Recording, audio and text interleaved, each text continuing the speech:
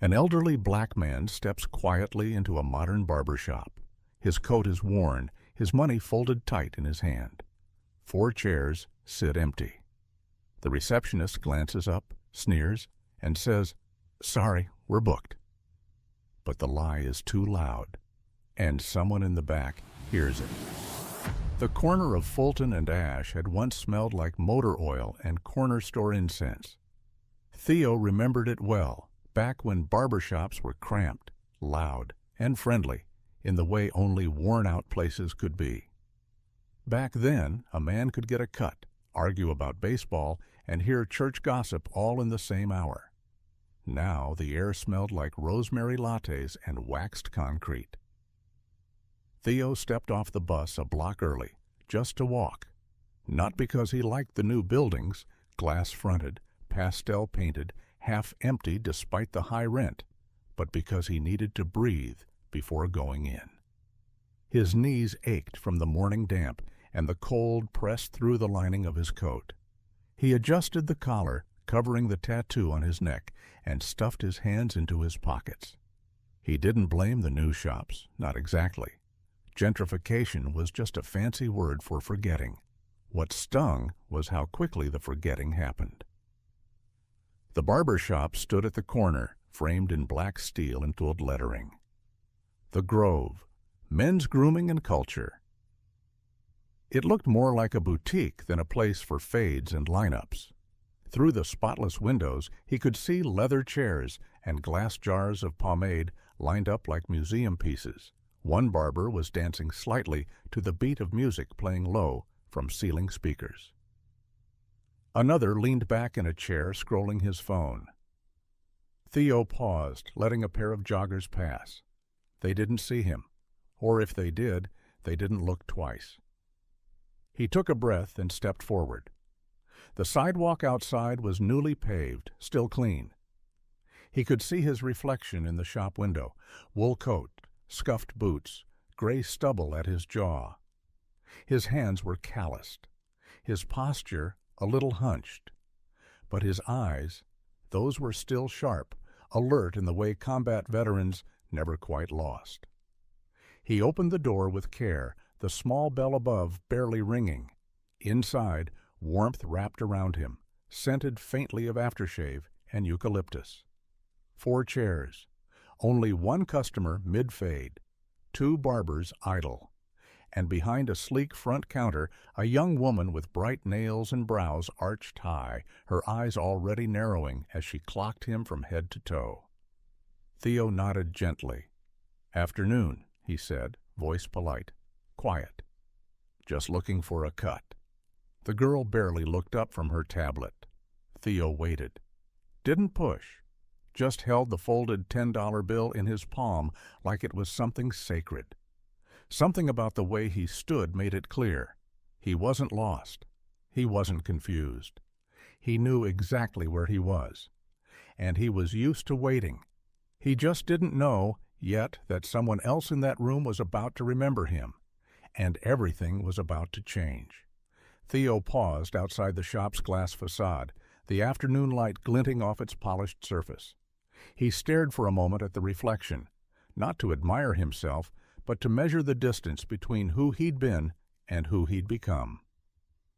Once this corner had been alive with painted wooden signs and the drone of clippers buzzing over chairs stained with hair and sweat.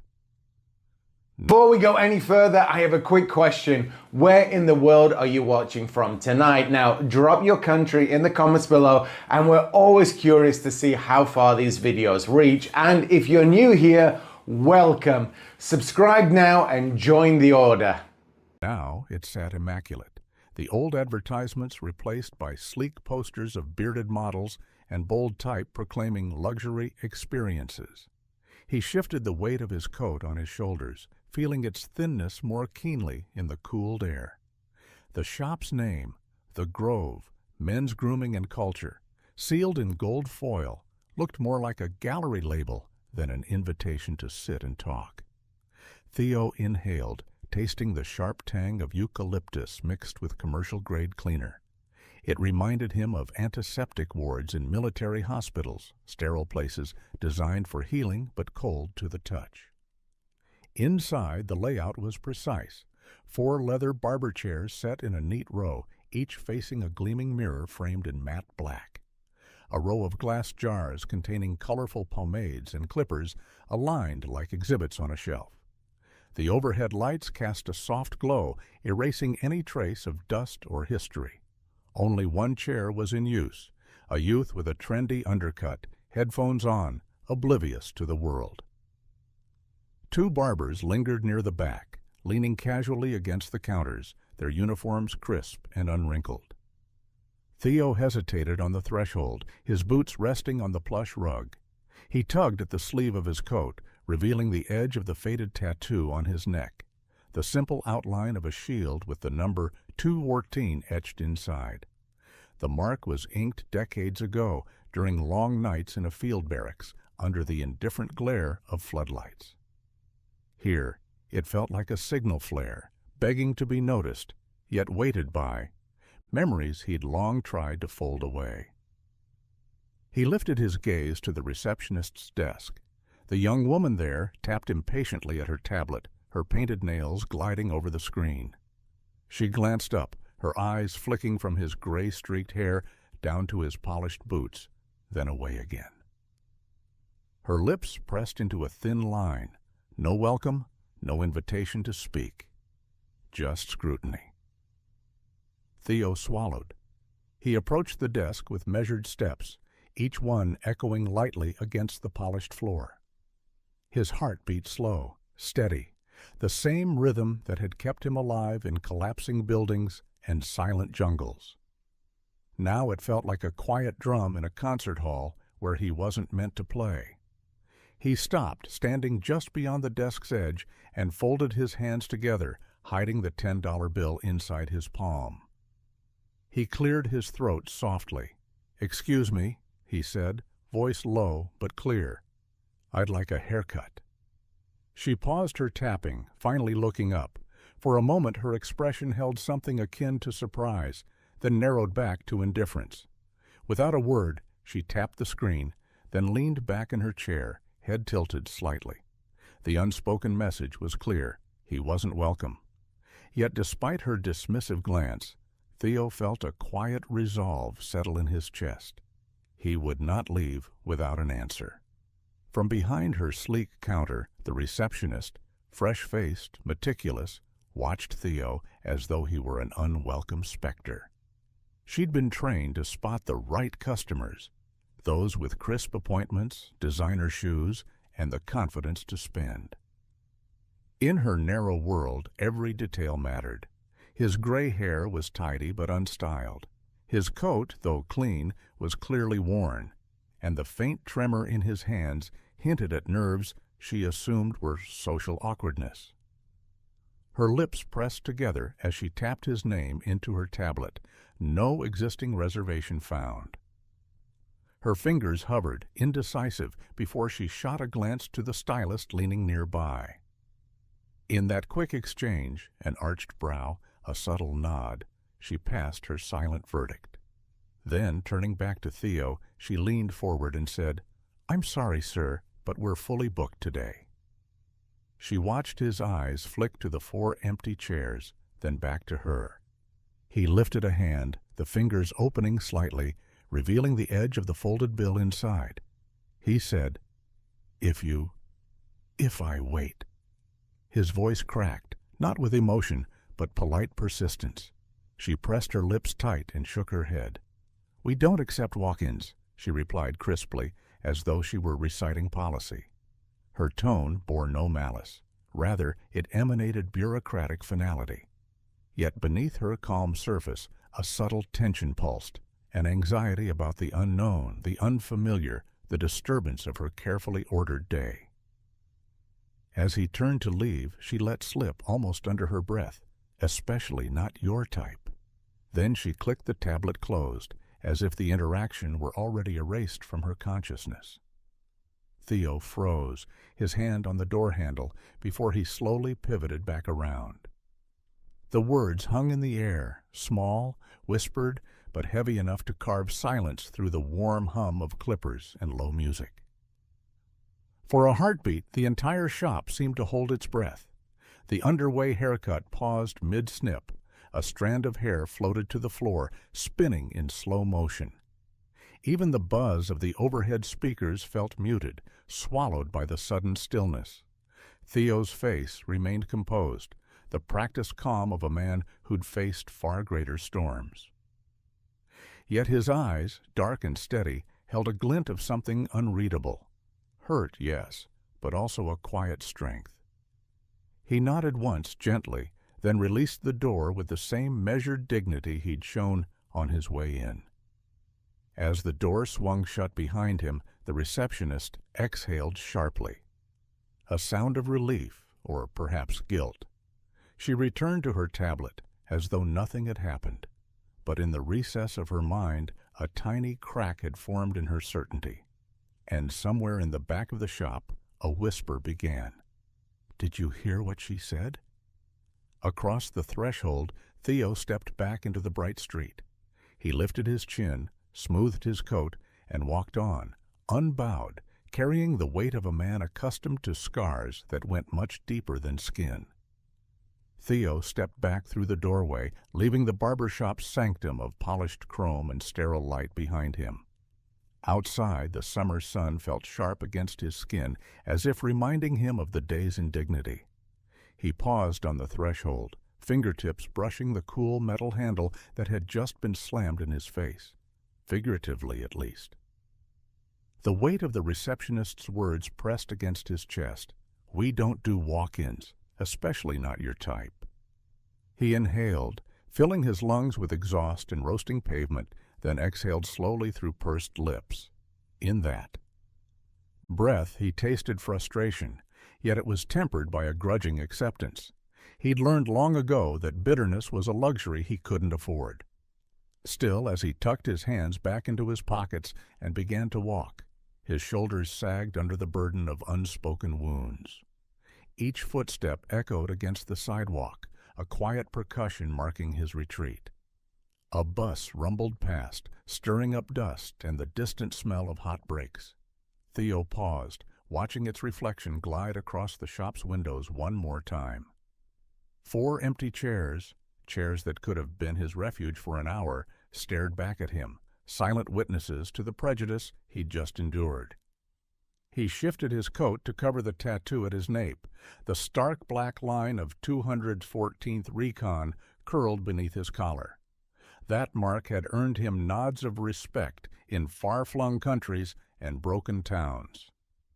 Here, it had gone unnoticed. Until now. He was accustomed to hiding scars, both visible and buried, but today the act felt heavier than usual. As he trudged toward the curb, a breeze lifted the hem of his coat, whispering across his calves like a lonesome salute. He blinked, remembering nights under foreign skies, when that same breeze meant danger or deliverance. The memory of distant gunfire sharpened the ache in his knuckles, curled protectively around the folded $10 bill, a token of hope and humiliation in equal measure.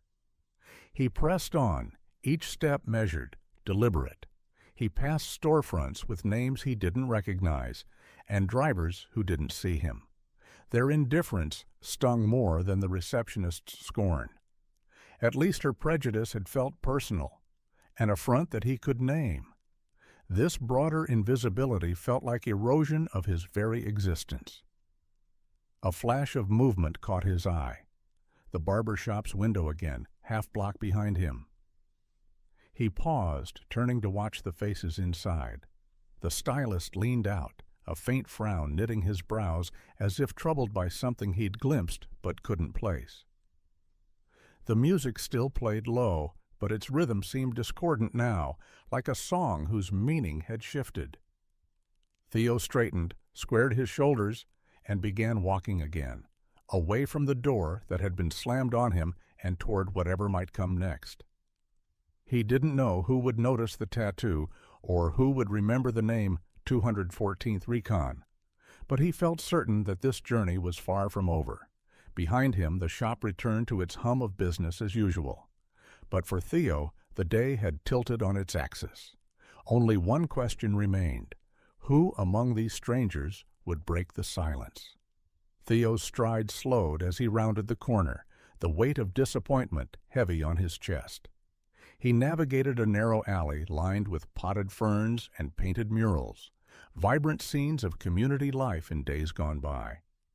Yet the middle of the street still held that sterile hush of gentrification, where every storefront felt curated and every passerby screened. He stopped under the mural of an old jazz quartet, its colors fading at the edges, and let the memory of sound wash over him for a moment. A saxophone's moan, a trumpet's cry, the syncopated snap of brushed drums. His hand drifted to his collar, unconsciously soothing the rough edges of his coat. The crisp morning air had revealed more of the tattoo at his nape, the survivor's emblem etched in midnight black. The shield's border bristled with tiny notches, each marking a mission. 214. 3 digits that once summoned volunteering medics, barking officers, and grinning recruits. Now the number meant nothing to most, just an obscure piece of ink beneath a man's collar. Theo inhaled and exhaled, counting the steps in his mind. Memories stirred, daylight flares of helicopter blades, the metallic scent of fuel, adrenaline pulsing like an internal metronome. He had inked the tattoo himself, late at night, after his first mission had nearly broken him. It had been a reminder, a pledge to a brotherhood that existed only in the shadows of classified orders. He shrugged off his coat and draped it over one arm, deliberately exposing the tattoo. Then, almost without thought, he turned and walked back toward the shop, crossing the street like a man on a mission. Inside, the barber shop's door chimed softly. Heads turned. The stylist paused mid-snip, scissors hovering in the air. The receptionist snapped her tablet shut, eyes widening. In the hush that followed, Theo stood tall beneath the lights, the shield gleaming against his skin. Marisol, the shop's silent co-owner, was the first to react. She'd been tidying capes behind the station and happened to look up. Her brows curved in recognition, and she whispered a name under her breath before striding forward. The rest of the room watched, breath caught. 214th Recon, she said, her voice even, but firm. I didn't think anyone would remember. The receptionist blinked. Who are you? She stammered. Theo met Marisol's eyes and nodded once. Sir Theo, he said quietly, giving his name as if it were enough. 214th Recon, Vietnam. Silence fell, thick as water. The customer in the chair lifted his head, headphones discarded. One by one, other patrons pushed away from the mirrors, stepping to the sidelines, their faces shifting from curiosity to respect. Marisol turned to the receptionist. Clear the floor, she said. This gentleman has the house seat. A murmur of acknowledgment trailed through the shop. The receptionist paled but obeyed, scurrying away to reset her station. Theo didn't smile. He simply took the empty barber chair, touching the armrest with deliberate reverence. The rustle of capes, the click of clippers, and the soft murmur of apology filled the room. Outside, the world hummed on. But inside these walls, silence had finally given way to something far louder. Recognition. Silence stretched taut in the grove as Theo settled into the leather barber chair, the worn armrests cool beneath his calloused hands. Marisol moved beside him, draping a crisp cape around his shoulders, her fingers gentle yet purposeful. Every movement in the shop felt suddenly significant. The soft click of scissors, the whisper of apron fabric, the muted thrum of the overhead speakers. A young customer who'd been mid-fade stared from the mirror, eyes wide above the mask of foam at his neckline. The barber paused, clippers raised as though uncertain whether to continue. A ripple raced through the remaining patrons. A man by the window set down his phone. Another, lathered in shaving cream, froze mid-stroke. Even the receptionist, tucked behind her desk, watched in stunned hush.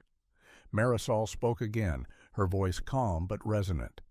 "Sir, is that recon?"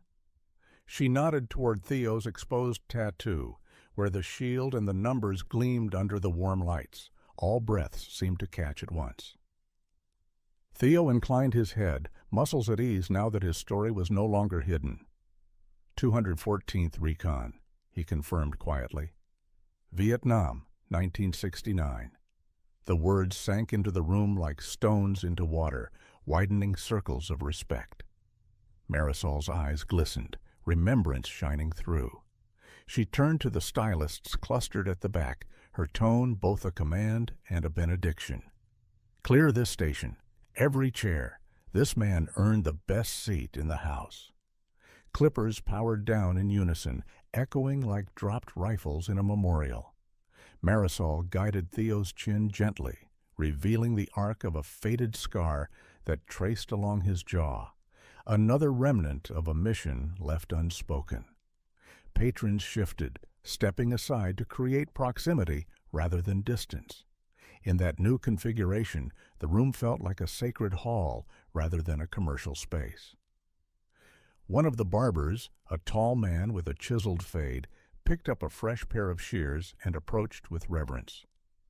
"Thank you for your service, sir," he murmured, bowing his head slightly. Theo offered a modest nod, his stoic exterior softening. Memories drifted, muddy foxholes, the hiss of distant mortars, the weight of pack and rifle. But here, under the gentle hum of a barber's lamp, those memories felt tethered by gratitude instead of pain. As the first snip of scissors broke the hush, Marisol placed a comforting hand on Theo's shoulder. "You're home now," she said, voice low, "and you're among family." In the mirror's reflection, Theo's eyes glimmered, not with pride, but with something deeper, the relief of recognition long overdue. Outside, the morning light continued its steady journey across the storefront, but inside, time had paused to honor one man's quiet heroism. The shop remained hushed, a cathedral of attentive faces and whispered thanks, while Theo, the unlikely legend, finally received the welcome he'd earned. Marisol stepped back, leaving space around Theo as if he were the centerpiece of a gallery. The polished floor reflected the rows of barber chairs now vacated, their leather seats smooth beneath the overhead lights. With a graceful sweep of her arm, she signaled to the tall barber at the far end to move forward. "This one," so she said, nodding toward the most prominent chair by the front window. The house seat. It gleamed in deep burgundy leather, trimmed in brass, a throne for a king of quiet valor. The barber, Jake, removed his cape and approached Theo with practiced reverence. His voice wavered only slightly. "If you'd like, sir, please." Theo hesitated, eyes scanning the faces gathered around him. Barbers, customers, even the once sneering receptionist, now perched at her desk, lips parted in silent apology. He saw their respect mirrored back. Soft eyes, bowed heads, the gentle understanding that he'd walked through fire for strangers he might never know. He lowered himself into the chair, the leather embracing him like an old friend. The scent of sandalwood pomade drifted through the air. For a moment, Jake merely stood behind him, clippers in hand, waiting. Theo's gaze fell to the faded insignia on the cape draped across his chest, a tasteful embroidered shield echoing his tattoo, flanked by the years 1969 to Maupetou. Jake cleared his throat. "What can I do for you today, sir?" Theo placed his folded $10 bill on the armrest, then looked up. "Just a trim," he said quietly. "Keep it simple." Jake nodded, understanding that simplicity honored both the man and his story. He clipped the cape snug around Theo's neck, the soft snap of the clip punctuating the hush. Then, as the barber raised the shears, Marisol returned to stand by the chair's side. "Anything you need, you say the word," she murmured, her tone warm. "This is your home now." Theo's eyes glistened with something like gratitude and something deeper, recognition that after years of anonymity, he had found a place where his past mattered. He closed his eyes, leaning back as Jake's scissors met steel. Outside, the sun shifted, casting a golden glow through the window. Strands of Theo's gray hair drifted to the floor like whispered memories. The room remained silent, each cut carrying weight. Even the music overhead had quieted, replaced by the soft tap of scissors and the rustle of falling hair. As Jake worked, a small crowd gathered by the window, peering in. Neighbors, passers-by, drawn by the unusual quiet. They saw a veteran in the chair, the emblem on his chest, the concentration etched on his lined face. None spoke. All watched. When the last snip fell and Jake swept the stray hairs into a tidy pile, Marisol guided Theo's hand to the dripping brush. He patted his shoulders free of clippings, then reached into his pocket for his own comb, a small plastic piece worn at the edges, the same one he'd carried since the field. He looked up at Marisol.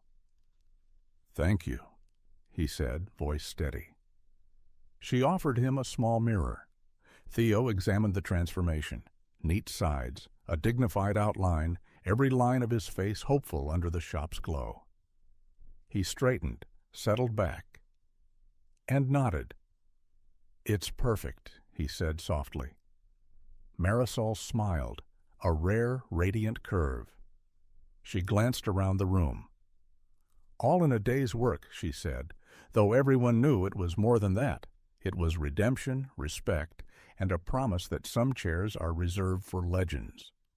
The soft buzz of Jake's clippers filled the air as Theo settled deeper into the chair, the leather's embrace both comforting and surreal.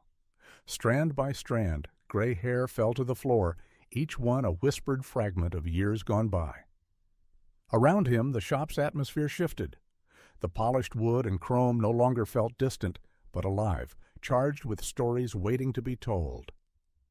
Marisol leaned in, her tone gentle. "You ever talk about Vietnam, Mr. Theo?" she asked, smoothing a stray lock behind his ear. The question hung in the air, curious and respectful. Theo paused, the clippers hum the only sound. He closed his eyes, fingertips fidgeting with the edge of the cape. Memories stirred like embers. Humid jungle nights, the crack of a Geiger counter in a bunker, the taste of grit on his tongue after a chopper extraction. He inhaled deeply and exhaled, releasing ghosts he'd carried in silence for decades. "Not much," he said finally, voice low but steady. "Hard to put into words." Jake set the clippers down and reached for his comb, angling the blade with practiced care. "We'd like to hear, if you want to share," he offered, stepping closer. Theo stared at his reflection, a weathered face marked by time, now framed by a precise cut. He considered the open eyes around him, eyes unclouded by pity, warmed by genuine interest.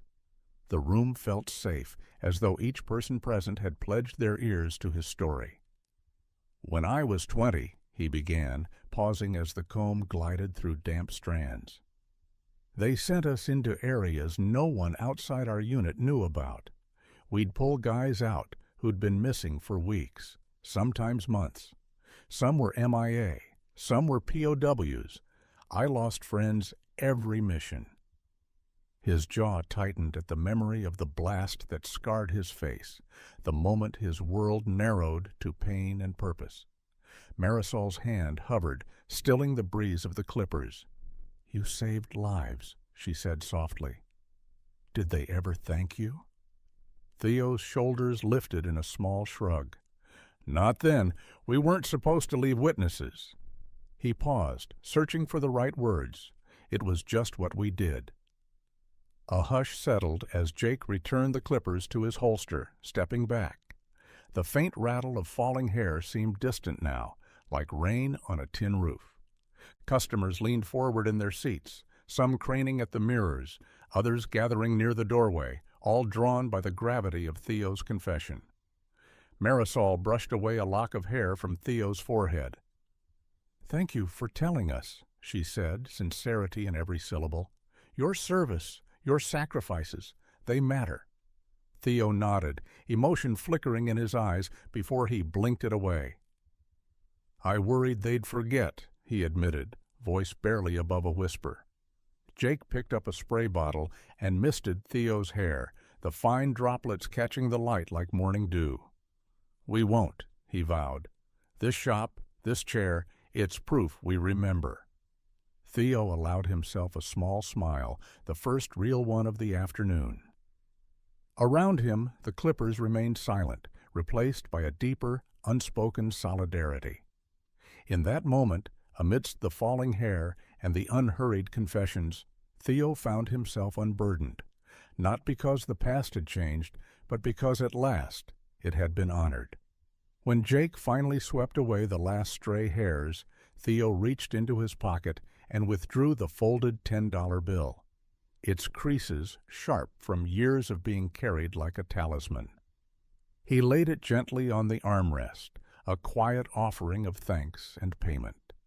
The gesture drew several watchful eyes. Barbers leaned in, customers paused mid-whisper. Even the receptionist looked up from her desk, guilt and curiosity flickering across her face. Marisol, still standing close by, noticed the bill and stepped forward. With a soft smile, she extended her hand and closed Theo's fingers around it. "That's not necessary, Mr. Theo," she said, voice warm and firm. "We're honored to have you here." He looked at her, surprise mingling with gratitude. "I can't accept that," he murmured, lifting his gaze to meet hers. "You did all this for me." She shook her head, releasing his hand. "No, you did this for us." She gestured around the room, at the silent barbers, the customers who'd gathered like attentive congregation. "You reminded us what respect looks like." A tap sounded from the corner of the shop as someone unlocked their phone. The receptionist winced, glancing at the small screen in her trembling hand. A customer by the window, drawn by the day's extraordinary hush, had begun recording the moment. Marisol's refusal of payment, the collective reverence stamped on every face.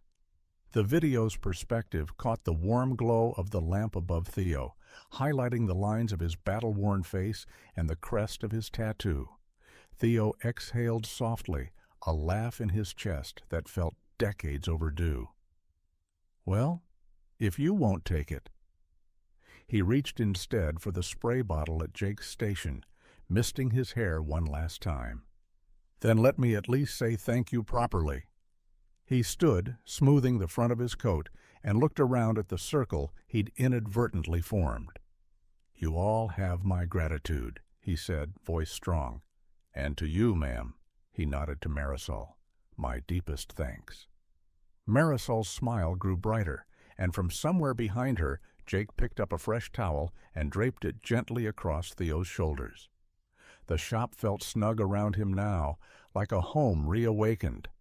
In the window's reflection, passers-by on the sidewalk paused to peer in, drawn by the quiet dignity radiating from the house seat. As the recording continued, Theo walked to the front of the shop and opened the door for Marisol and Jake. "Let's share this," he suggested. "Let the world see." Marisol hesitated only a moment before stepping forward into the sunlight, phone in hand. She pressed upload, and the video, a simple, unguarded tribute, began its journey. Notifications chimed almost instantly. A viewer count ticked upward. Comments bloomed. Gratitude, awe, disbelief that such scenes of honor still happened in quiet corners of a changing city. Theo lingered in the doorway a moment longer, watching the ripples his presence had created. The old corner of Fulton and Ash had once been defined by what it lost. Now, in that moment of shared humanity, it felt more alive than ever. A place where a folded $10 bill became a catalyst for remembrance, respect, and hope. Within minutes, the video spilled beyond the Grove's windows, into smartphones, feeds, and timelines. Marisol stood at the counter, eyes fixed on her screen as view counts climbed. 10,000, 50,000, 100,000. Every notification brought a new comment, a fresh declaration of awe. Most were simple. God bless that man. Thank you for your service. We need more moments like this. Jake hovered beside her, phone in hand, scrolling through shares from local news pages and community groups. A clip from a military history channel had already picked it up, adding context about the 214th Recon. Another user identified one of Theo's former comrades in a grainy reunion photo. Under each post, messages poured in from veterans recognizing their own. Tags like, at 214th, Recon Brother, at Vietnam, Viet 214. Marisol's heart raced. She tapped into the thread, responding, "This man deserves every ounce of respect we can give." She watched as people pledged to visit the shop, to leave tokens of gratitude, poppies from Memorial Day services, letters to his hometown VA, care packages for other vets. Back in the chair, Theo watched too, his weathered face illuminated by the glow of Marisol's tablet. He'd never imagined such a quiet act would echo so far. At first, he hovered between pride and disbelief, blurred memories of distant jungles overlaid with the shining screens of modern applause. Each ping of recognition was like a gauntlet laid down. We remember you. Outside, the bell above the door chimed incessantly. Reporters jostled for the best angle, their cameras bobbing beneath the gold-lettered sign. A local TV crew introduced themselves with deferential nods. One producer handed Marisol a media release form. "We'd love to tell your story," she said softly, "and Mr. Theo's." Meanwhile, the receptionist, seated at a table now rearranged for press packets, peered at her tablet in awe. Her earlier prejudice had dissolved into shame. Under the scrutiny of public footage, she saw the magnitude of her mistake. When an anchor from the evening news called for an on-air apology, she offered her statement without hesitation, tears in her eyes. "I'm deeply sorry for my words and actions. We are grateful for Mr. Theo's service." As midday light filtered through the windows, a veteran wearing a faded cap stepped inside and placed a folded American flag on the counter. Another left a stack of photographs, black and white snapshots of 214th Recon missions. Each contribution became part of an impromptu altar. Medals, letters, uniform patches, all arranged around the central Barber chair. Theo, standing before the gathered memorabilia, felt something lift off his shoulders. The faces around him, reporters, barbers, veterans, neighbors, were united by a single truth. Dignity, once granted, rippled outward. In that crowded shop where momentary silence had given way to unwavering reverence, Walter Theo's quiet heroism was no longer a secret. It was a collective memory, reborn, carried forward by hundreds of grateful voices echoing through the digital and the very real streets of a changing city. The shop's impromptu memorial swelled around Theo as Marisol guided him to the center of the floor. Reporters formed a loose semicircle, notebooks and cameras poised. A local historian, summoned by the viral buzz, flipped through a dossier of declassified files, official records, stamped classified, now fading at the edges. He cleared his throat and began reading passages aloud. Operation Silver Lotus, 1969. Lieutenant Theodore Theo Harris led covert extractions behind enemy lines, rescuing 18 prisoners of war from deep jungle compounds. The words hung in the air, each syllable chiseling away the obscurity that had cloaked Theo's service for decades. Theo listened, eyes steady on the historian's face. The room felt suspended between past and present, where barbershop lights mingled with the phantom glow of nighttime flare guns. He remembered crouching under tangled vines, finger on the trigger, heart pounding as distant cries for help guided his unit. He'd never talked about it because no record was meant to exist. The mission's success was sealed in vaults he'd never see. A photographer nudged closer, snapping a picture of the pinned-up photographs by the chair. Grainy images of Theo in fatigue, grim-faced but determined, the very ink of his tattoo drying on his neck. In one shot, he cradled a wounded platoon member, guiding him toward the chopper's skylight. In another, he stood alone on a shattered airstrip, helmet off, eyes cast down at a name tag drifting in the mud. A brother he couldn't save. Marisol watched the flicker of memories cross his expression and placed a reassuring hand on his arm. "They're all here to thank you," she murmured, voice soft. A veteran in the audience, his uniform lined with ribbons, stepped forward, holding out a faded letter. "I owe you my life, sir," he said, voice thick. "I don't know how I made it without you." Theo accepted the letter, glancing down at the cramped handwriting. The writer described a night when heavy gunfire had pinned him to the earth, bleeding and forgotten. "You crawled into hell," the letter read, "pulled me into daylight. You saved me." Theo's throat tightened, and for a moment the years since Vietnam collapsed into that single line of ink. The historian closed the dossier. Until today, none of this was public record. Lieutenant Harris and his unit were ghosts in our own history. He looked around the shop, at the faces illuminated by respect rather than neon grazes. "Thanks to all of you, their story will finally be told." Theo folded the letter and tucked it into his coat pocket, the paper's edge peeking out like a silent vow. He scanned the shop. Barbers, veterans, neighbors, reporters, each bearing witness to a revelation long overdue. In that charged stillness, recognition transformed into resolve. As the historian gathered his documents, Marisol signaled the barbers to return to their stations. Clippers hummed softly, a gentle counterpoint to the earlier silence. Theo rose from the house chair, his posture unhurried but unshakable. He moved toward the counter, where Marisol placed a freshly framed commendation, the Medal of Valor, inscribed with his name and unit. He touched the polished glass, the medal's reflection warming under his fingertip. "They forgot us once," he said quietly, "but not anymore." Outside, the midday sun glinted off cars and storefronts, but inside the shop, history had found its place, and a quiet veteran named Theo stood finally revealed, honored at last by the world he'd once saved. By the next morning, the story of Mr. Theo's barbershop revelation had rippled through every local news outlet, sparking heated conversations about respect, prejudice, and the power of small kindnesses.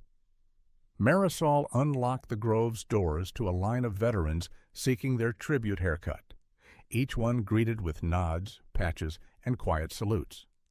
But behind the scenes, the shop was bracing for fallout.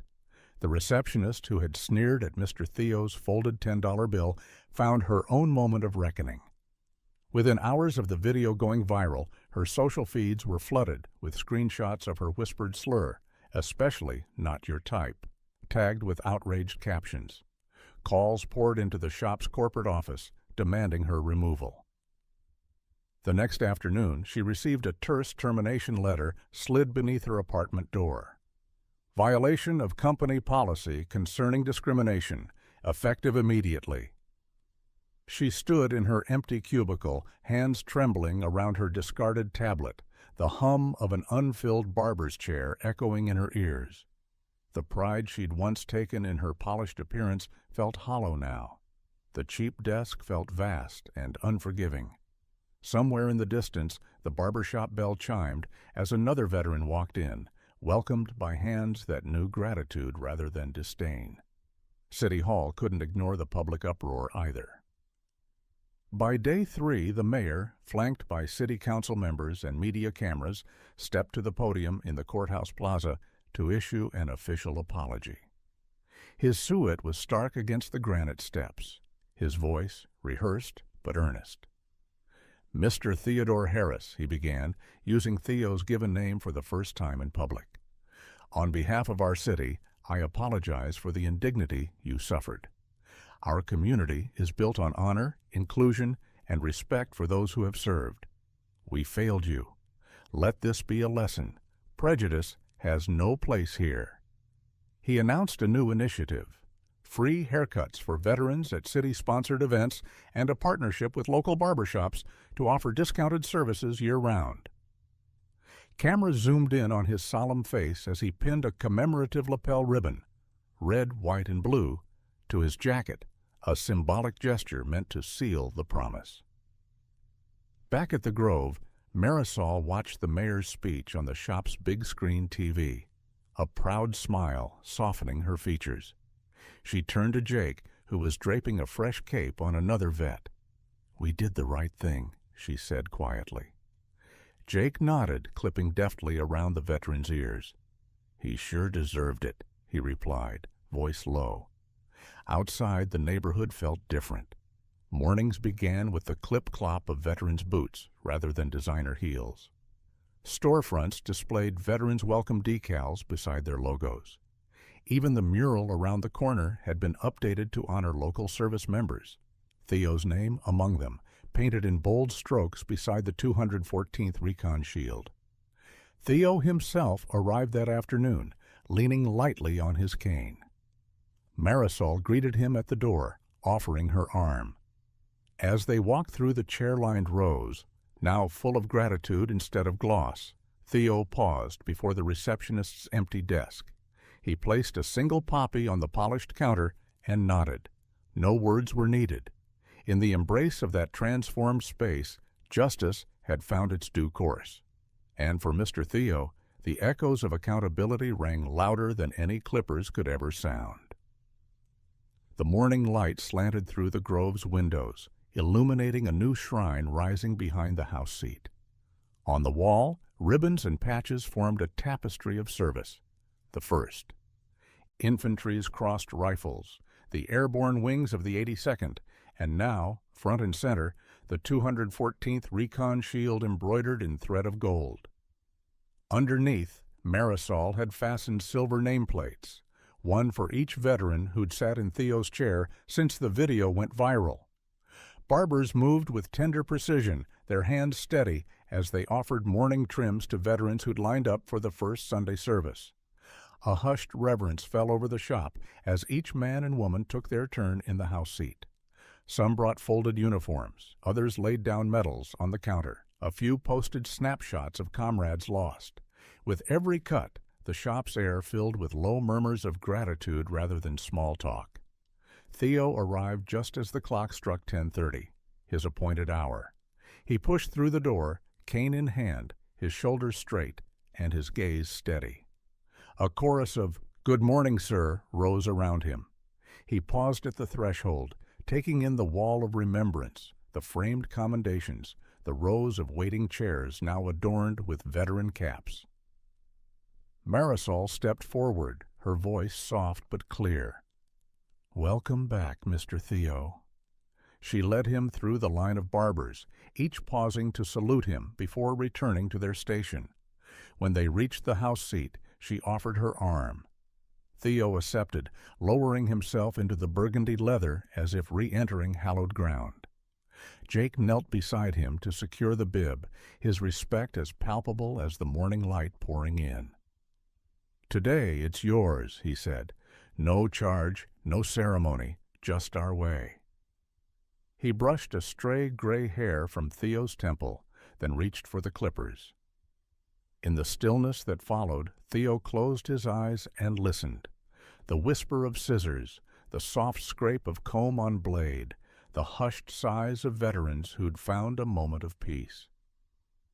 Each trim was accompanied by a nod, a whispered, "Thank you," or the soft tap of a hand on Theo's shoulder. Between snips, Marisol exchanged memories with him. A brief flashback to Jungle Rain, a laugh about barbershop banter overseas. For a heartbeat, the years between Vietnam and today collapsed into a shared breath. Then she swept away the last fallen hairs, brushed him free, and stepped aside. Theo reached for the small mirror Jake held before him. He studied his reflection, the neat line of his haircut, the calm in his eyes, the gentle arc of silver at his temples. He nodded once, firmly, and set the mirror down. Before rising, he turned to face the wall of nameplates, fingertips brushing each one as though greeting old friends. "Thank you," he whispered, voice steady, "for remembering." He rose from the chair, Marisol's hand guiding his elbow. Outside, the city moved on, but inside these walls, the house seat, and the man who inspired its honor, stood at the center of a legacy rebuilt on dignity, one veteran at a time. Sunday dawned in the neighborhood with a soft haze settling over the grove. The city's usual hum was replaced by the gentle chatter of veterans gathering on the curb. Marisol had stayed late the night before, draping a banner across the storefront. "Sunday Cuts for Veterans, in honor of Mr. Theo." Beneath it, a row of folding chairs waited on the sidewalk, each bearing a nameplate handwritten in bold marker. By 9 o'clock, the line stretched around the block. Young National Guard soldiers in fatigues, gray-haired airmen with medals pinned to their jackets, and even a handful of families escorting older veterans by the arm. A volunteer handed out bottled water, while another offered brochures detailing the shop's new veterans partnership with local shelters and counseling services.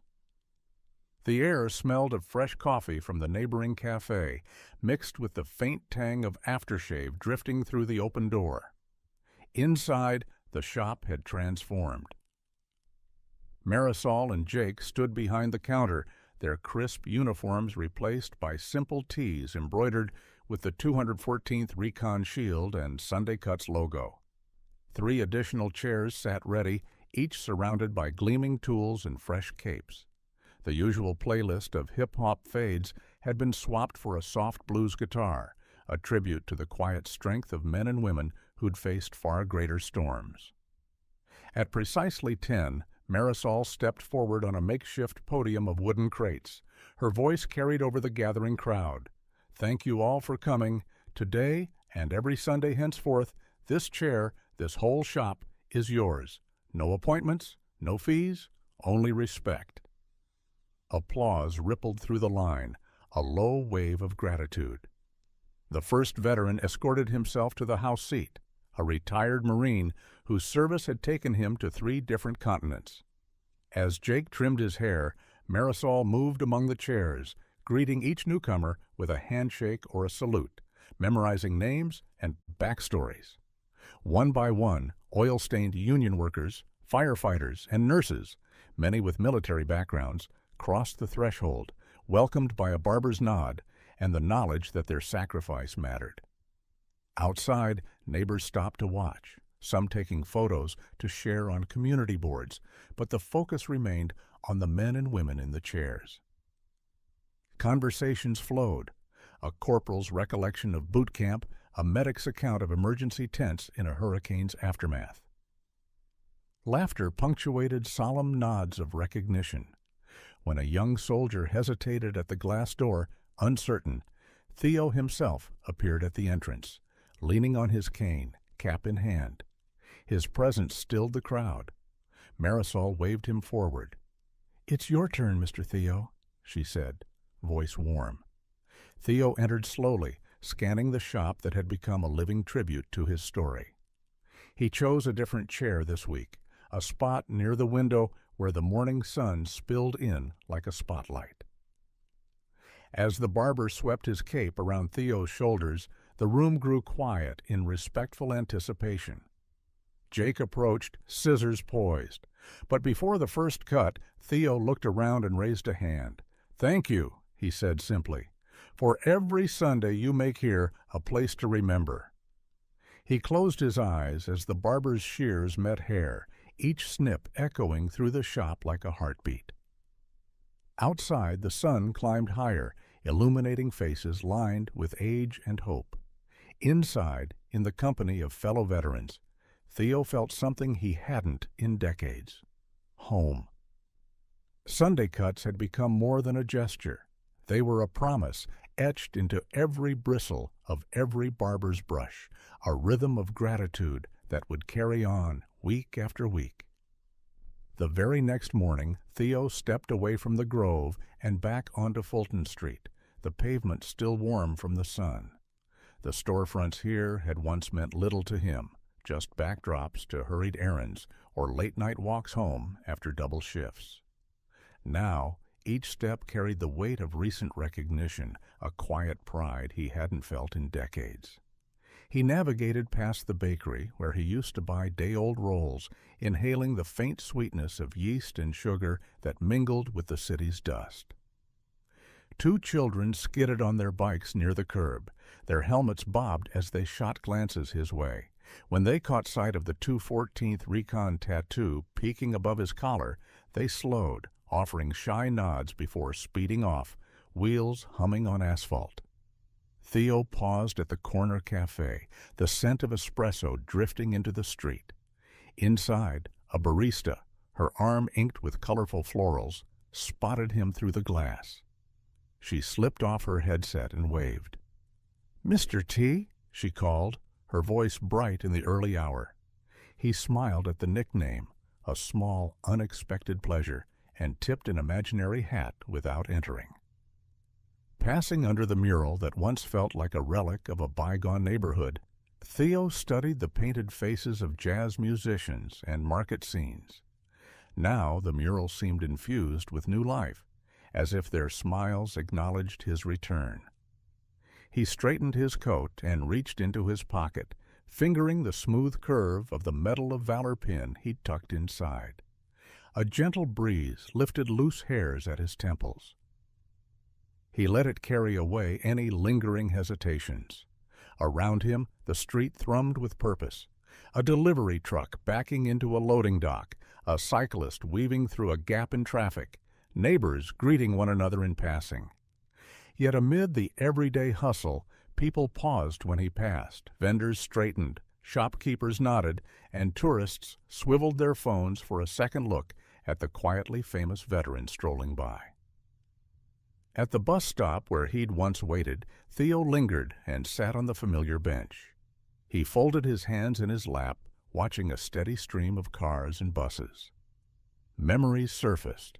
Sleepy, late-night rides home from the VA, conversations with strangers who became friends during shared waits.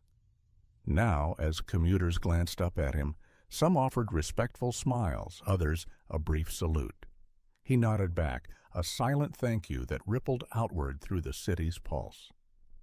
When his bus arrived, doors folding open with a sigh, Theo rose and boarded. He chose a window seat, settling in as the vehicle hummed to life. Outside, the city unfolded. Brick buildings glowed in dawn light.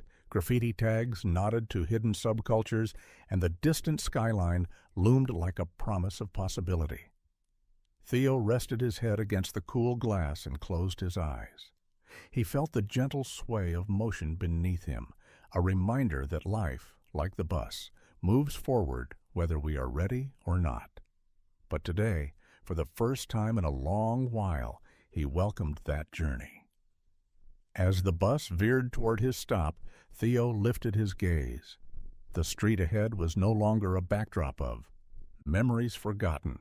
It was a living stage, and he, Mr. Theo, 214th Recon, walked it with dignity restored, each step an echo of a legacy that would never be erased.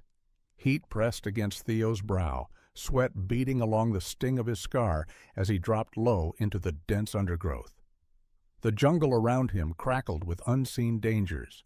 Mosquitoes droned like distant motors, and the underbrush snapped under booted feet. His breath came in measured bursts, each inhale laced with humidity and the metallic tang of cordite. Ahead, a weak groan drifted through tangled vines.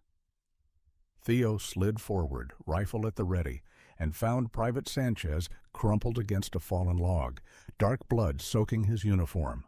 Shellfire had ripped through their convoy minutes before, markers of chaos still smoldering in the humid air. Theo knelt, pressing a trembling hand to Sanchez's shoulder, gauging the wound's depth. The pride that usually stiffened his spine softened instead, replaced by the urgent pulse of responsibility. "Sanchez," he murmured, voice steely, "can you move?" Sanchez shook his head, teeth clenched against pain. His eyes fluttered with fear, an echo of the first time Theo himself had stared into the unpredictable maw of combat. Without hesitation, Theo shifted into motion. He unstrapped his pack and looped an arm under the private's legs, his other hand securing Sanchez's arm around his neck. Each step out of the kill zone felt like wading through molasses. Bullets crackled overhead, brutal reminders of mortality. Theo's uniform grew heavy with sweat and earth, the scar on his face aching in rhythm with his pounding heart. Yet with every labored haul he carried more than flesh and bone. He carried hope for a life that might have been lost. Branches whipped his arms and legs as they crawled toward a clearing where a medevac chopper's rotors would soon carve the sky. His jaw tightened, and he welcomed the burn in his muscles, each spasm a testament to his quiet resolve. In that jungle cathedral where prayers were whispered through grim determination rather than words, Theo embodied the unspoken covenant of his unit: leave no one behind. As the chopper's blade thundered overhead, he eased Sanchez onto the skids, checking vital signs against the hiss of the engine. Remembering protocol, he saluted the arriving pilot, an unconscious habit, proof that protocols lived in muscle memory long after fear had passed. The soldier's hand gripped his, voice ragged but coherent. "Thank you, Sergeant." Theo's lips curved in a ghost of a smile. "Just doing my duty." The chopper lifted, carrying Sanchez into the healing light above. Theo watched until the jungle swallowed its wake, the dust settling like a benediction at his feet.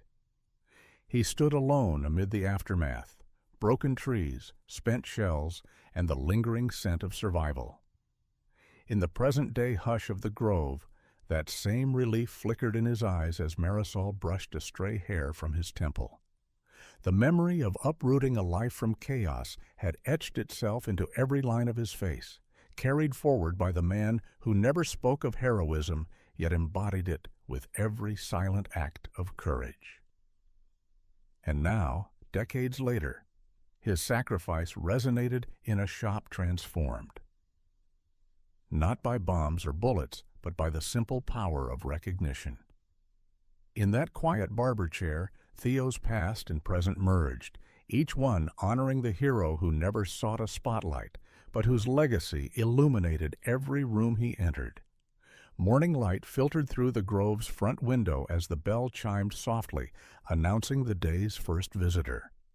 Theo looked up from the house chair, where he'd been settled quietly, watching barbers prep their stations.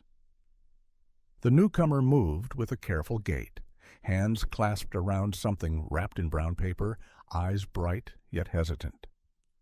Marisol stepped forward to welcome him. "Good morning," she said gently. "How can we help you today?" The man unwrapped the package with trembling fingers to reveal a framed photograph, sepia-toned, edges nicked by time. It showed a younger Theo, helmet off, hair damp, guiding a dazed soldier toward a waiting chopper. The soldier's face was nearly hidden, head bowed in exhaustion, but in that moment, something about his posture tugged at the viewer. The man began, voice catching. He swallowed hard, searching Theo's face for recognition. "That's my father. He told us you pulled him out of the jungle back in '69. I saw this photo in a museum exhibit years ago, and I had to meet you." Theo's gut tightened as he took the frame, hands steady despite the swell of emotion.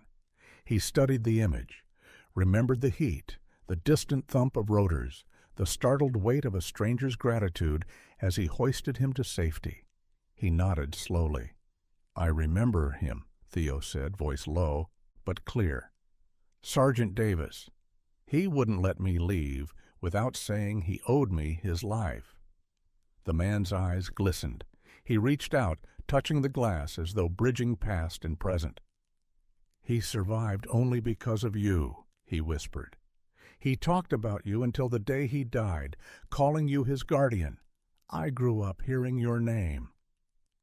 Barbers paused in mid-prep, clippers silent as everyone in the shop felt the stillness deepen. The receptionist rose from her desk, folding her hands over her heart. Even the drying rack of combs looked suspended in empathy. Theo lifted his gaze from the photograph to the young man before him. "Tell me about him," he offered. "I never got to know what happened after he left the LZ." The man drew a breath, gathering his memories. "He got patched up, came home with a Purple Heart, and half the smile he'd lost." His voice cracked with a smile, sad and warm at once. "He married my mother, had 2 kids. He'd show us this photo every Memorial Day and say, 'That's the man who saved me.'" Theo placed the frame on a nearby chair, turning to face the room. "But you're here," he said, "because the story doesn't end in the jungle." He looked back at the sun. "Thank you for remembering." Tears slipped down the man's cheeks as he extended a hand. Theo clasped it firmly, their grips echoing across decades. Around them, the shop exhaled, a collective release of honor and gratitude. Marisol knelt beside the photograph and draped a ribbon in the colors of the unit's crest around its corner. Gold for valor, green for the jungle's embrace.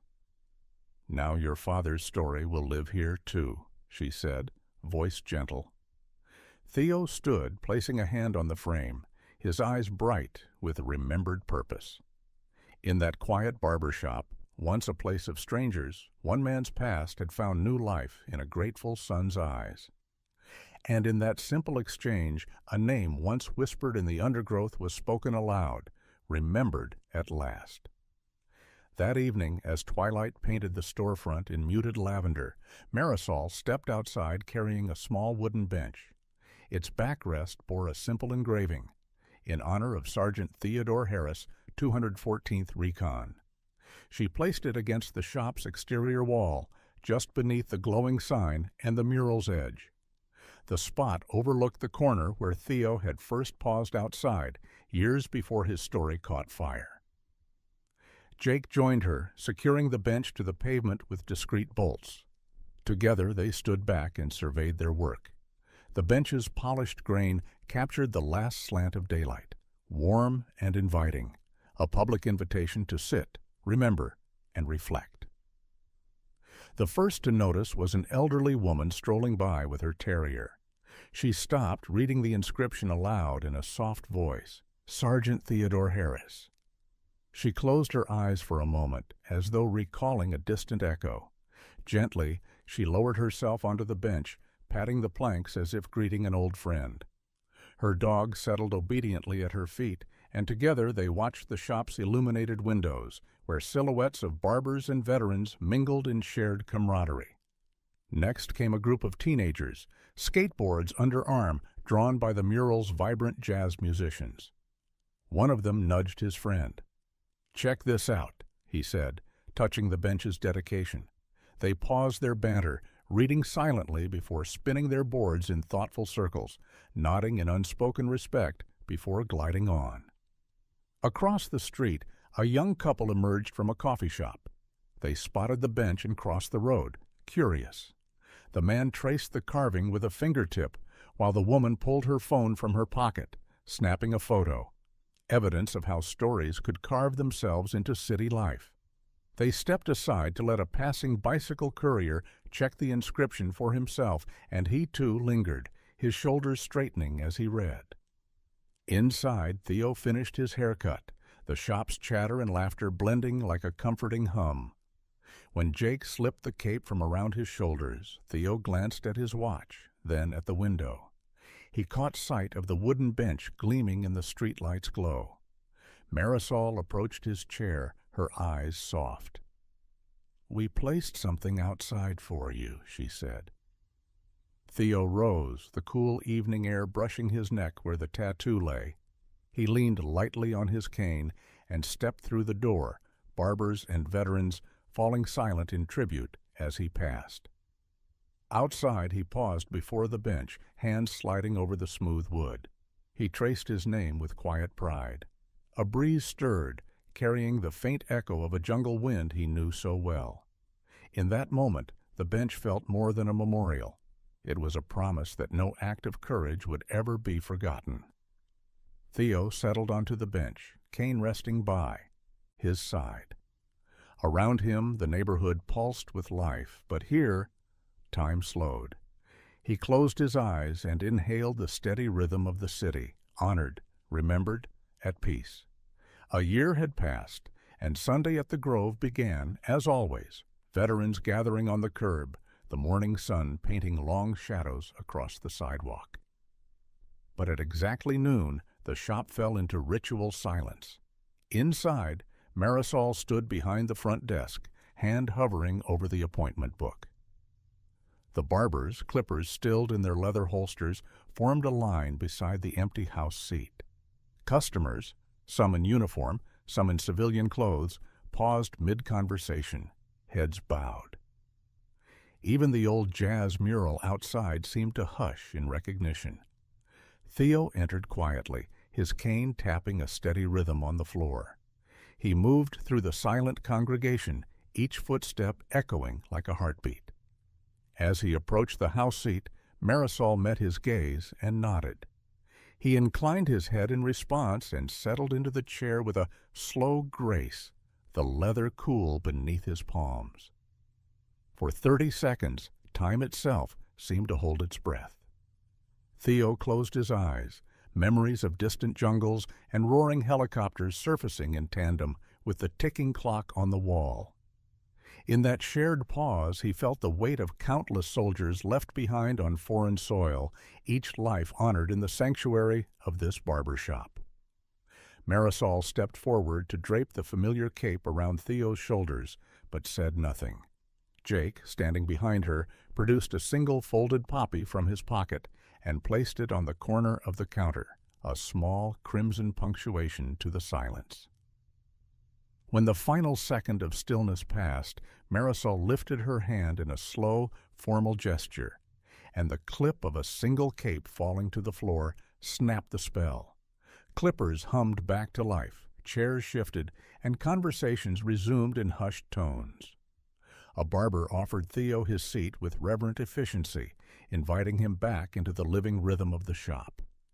Theo opened his eyes and traced the poppy's outline with his fingertips, the bright red a vivid contrast against the polished wood. He reached up and touched the scar on his neck, feeling its familiar ridge beneath the skin. In that moment, the silent ceremony was both a remembrance of what had been lost and a testament to what had endured. As Jake began the first snip of a veteran's hair, Marisol exchanged a glance with Theo. No words necessary.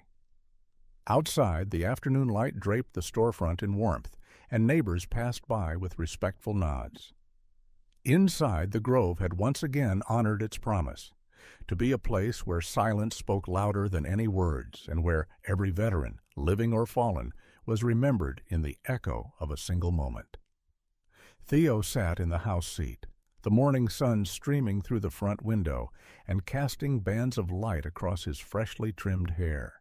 He reached up to smooth a stray lock at his temple, the scissors work crisp and precise. In the mirror, he studied his reflection, silver streaks gleaming, posture straight, the quiet dignity of a man who'd walked through fire without losing his soul. Around him, the shop hummed with its usual cadence, barbers transitioning between clients, the soft scrape of combs, friendly chatter punctuating the air. But here in the house seat, time seemed more deliberate, each moment an affirmation of respect that had followed him far beyond his service. Marisol hovered nearby, watching Theo's reflection. Her eyes shimmered with recognition, not surprise this time, but a steady understanding that some honors become woven into the fabric of a community. "Looking good, Mr. Theo," she said softly, clipping the final stray hairs. "As always." He nodded, offering a small smile. "Thank you," he replied, voice calm yet warm. Then, as though remembering something, he lifted his hand to the scar at his jaw, its gentle arc now framed by neat hair. The scar was a map of past sacrifices, but today it felt more like a testament to endurance. Jake knelt beside him, brushing away loose clippings as one might clear fallen petals from a pathway. "Ready?" he asked. Theo leaned forward, straightening the cape's collar. "Always," he said. His eyes drifted to the framed commendations and photographs lining the wall, portraits of veterans long gone, their faces smiling in black and white. Among them, his own photograph from the bench unveiling looked back, a younger face, full of quiet resolve. A hush fell as a young soldier pushed open the door, pausing at the threshold. He wore fresh fatigues, his expression tentative yet hopeful. Marisol caught his eye and nodded toward the empty chair beside Theo. The soldier swallowed, stepping forward. Theo turned in the seat and offered the house seat's arm to the newcomer. "Please," he said, voice steady. "It's yours." The soldier's eyes widened, respect flickering across his features. He laid his helmet on the counter and lowered himself into the chair next to the bench commemoration, the leather embracing him like a promise kept. Beside him, Theo's presence was both guide and comfort, a living link between past and present. As Jake lifted his clippers once more, Marisol switched the overhead light to a softer glow. Through the window, passers-by paused to watch the scene, an elder veteran honoring a young one with the simplest gesture, a shared chair that transcended time. Theo leaned back, eyes on the budding haircut and the young soldier's grateful nod. In that moment, he knew respect, once earned, never fades. It ripples outward, in every snip, every salute, every silent bench outside, carrying forward the legacy of those who serve with courage and humility. In the quiet lull after lunch, Theo remained in the house seat, watching the hands of the shop's apprentice, Naomi, as she hovered over her tools. She was young, her first week on the floor, eyes bright with eagerness and the faint tremor of inexperience. Marisol had paired them deliberately, knowing that some lessons required more than technique. "Watch my posture," Theo said, voice gentle but clear, as Naomi adjusted the angle of her comb. He leaned forward, placing one elbow on the armrest. "See how my back stays straight? It's not pride, it's balance. Keeps you steady under pressure." Naomi nodded, her fingers tightening around the comb's handle. She shifted her stance and mirrored his posture, muscles trembling in the strange stillness. The shop's usual rhythm had settled around them. Farther away, clippers hummed. The overhead lights glinted off scissors, but here, in this moment, the only sound was the whir of possibility. "Balance," he repeated, turning his head slowly so the fading scar traced a graceful arc beneath the shop's soft glow. In the field, a soldier's balance can mean life or death. Here, he tapped the armrest lightly. It means confidence. You stand straight, and your client trusts you. Naomi exhaled, absorbing the parallel between battlefield and barber's floor. She lifted the comb and ran it through his hair with more assurance. Theo closed his eyes, arms relaxing. He remembered being an instructor once, showing new recruits how to move through darkness without stumbling, how to listen for danger in silence. The rhythm was the same: patience, respect, mindfulness. He opened his eyes and offered a small smile. "Good," he said. "Now, keep your movements deliberate. No sudden snips. Each cut tells a story. You're not just shaping hair, you're shaping someone's day." Marisol appeared at the doorway, watching the exchange with pride. She'd seen countless apprentices learn fades and lineups, but few had been taught what Theo provided, a model of dignity under fire and scissors alike. Theo shifted, adjusting the cape at his collar. "When you feel uncertain," he continued, "remember why you're here. It's not about the paycheck or the perfect fade. It's about respect, respect for the person in your chair, for their stories, their scars. He tapped his temple softly. And respect for your own craft. That matters. Naomi's eyes glowed, the tremor replaced by resolve. She leaned in and ran the scissors in a practiced arc along his nape. The precise cut was a testament to her newfound confidence. Standing back, she examined her work in the mirror. Theo nodded approvingly. As Naomi swept the removed hair into the bin, Theo rose from the chair, steadied himself on his cane, and offered his hand. "Keep learning," he said simply. "Your craft is more powerful than you know." Naomi clasped his hand, gratitude shining in her gaze. In that silent exchange, a legacy was passed down, a lesson of balance, respect, and quiet strength, ready to bloom in every chair of the grove. The bell above the grove's door chimed softly as a man in a worn army jacket stepped inside. His gait was slow, his shoulders rounded by years of service and civilian struggles. He paused at the threshold, eyes sweeping the room, cap in hand, uncertainty woven into every crease of his brow. Marisol spotted him immediately. Without a word, she guided him to the house seat, now draped with a new flag-inspired cushion in red, white, and blue. Its embroidered edge read simply, "House Seat, honoring all who serve." "Welcome," she said, voice warm. "This chair is yours." The veteran sighed, relief softening his features. He lowered himself into the burgundy leather as if claiming ground long denied. Jake and Naomi fell into respectful stillness, tools resting at their sides. Even the regular chatter of the shop hushed, honoring the moment. Theo, stationed at the counter, rose and approached with his cane. He offered the veteran a nod, an unspoken salute passed between two men linked by shared sacrifice. "Take your time," Theo said quietly. "You earned this." The veteran's eyes glistened. He set his cap on the counter and ran a hand through his thinning hair. "Thank you," he whispered, voice thick. "I haven't had a proper cut in months."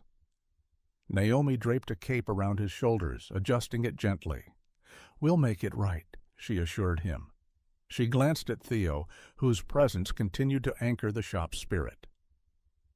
As Naomi began the trim, Marisol moved behind the veteran, placing a photo on the counter, an image of an earlier Sunday Cuts line, veterans of every branch united under the shop's awning. "This is for you," she said, "so you remember you're never alone." The veteran studied the photograph, tracing faces he recognized from news clips and neighbors who'd shared his morning coffee.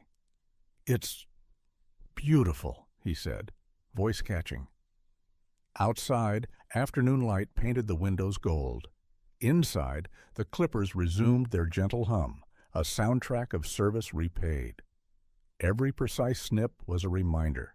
This seat, once reserved for a single legendary hero, now stood open to all who wore the uniform. When Naomi finished, she swept the stray hairs away, revealing neat lines that framed the veteran's face anew. He peered into the mirror, surprise blooming into gratitude. "I feel like me again," he said softly. Theo placed a steadying hand on his shoulder. "That's the idea."